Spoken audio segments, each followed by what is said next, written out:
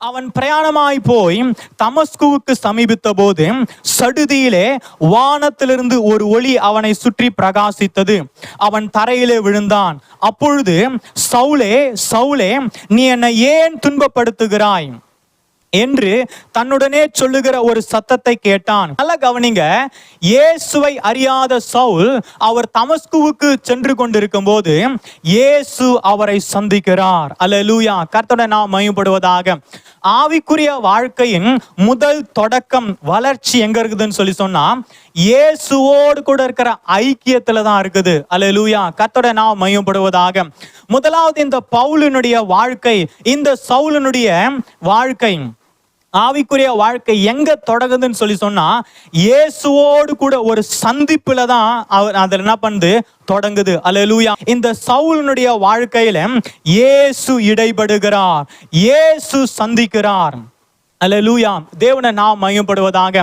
நம்மளுடைய ஆவிக்குரிய வாழ்க்கையின் முதல் தொடக்கம், அல்லேலூயா, அது எங்க இருக்குதுன்னு சொன்னா இயேசுவோடு கூட இருக்கிற ஒரு சந்திப்பு, இயேசுவோடு கூட இருக்கிற ஒரு ஐக்கியத்துல தான் நம்மளுடைய ஆவிக்குரிய வாழ்க்கை தொடங்குது. கர்த்தருடைய நாமம் மகிமைப்படுவதாக.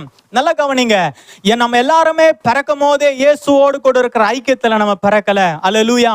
நம்ம பிறக்கும் போது பாவிகளாக தான் பிறக்கிறோம், நம்முடைய இஷ்டத்தின்படி தான் வாழுகிறோம். ஆனா நம்மளுடைய ஆவிக்குரிய வாழ்க்கை எங்க தொடங்குதுன்னு சொன்னா என்றைக்கு இந்த ஆண்டவரை சந்திக்கிறோமோ, என்றைக்கு இந்த இயேசுவை சந்திக்கிறோமோ அன்றைக்கு தான் நம்முடைய வாழ்க்கை முதலாவது தொடங்குகிறது. அல்லேலூயா, கர்த்தருடைய நாமம் மகிமைப்படுவதாக.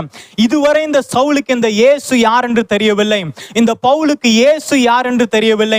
இயேசுவை குறித்து இந்த கிறிஸ்துவர்கள் கதை கட்டுகிறார்கள். இந்த கிறிஸ்துவர்கள் இந்த இயேசுவின் பெயரை வைத்து யூத மார்க்கத்தை அழிக்கிறார்கள் தான் நினைத்து கொண்டிருந்தான். ஆனால் இப்பொழுது இவன் எதிர்பார்க்காத ஒரு பெரிய ஆண்டவர் இவனை சந்திக்கிறார். கர்த்தருடைய நாமம் மகிமைப்படுவதாக. அல்லேலூயா. அவன் கேட்கிறான், ஆண்டவரே நீர் யார்? கர்த்தருடைய நாமம் மகிமைப்படுவதாக. அல்லேலூயா. அருமையான தேவனுடைய பிள்ளைகளே, நம்முடைய ஆவிக்குரிய வாழ்க்கை எப்படி தொடங்குன்னு சொன்னா என்றைக்கு இந்த இயேசுவை நாம் தனிப்பட்ட விதத்துல சந்திக்கிறோமோ, என்றைக்கு இந்த இயேசுவை நம்முடைய தனிப்பட்ட வாழ்க்கையில நம்ம சந்திக்கிறோமோ அன்றைக்கு தான் நம்மளுடைய ஆவிக்குரிய வாழ்க்கை தொடங்குது.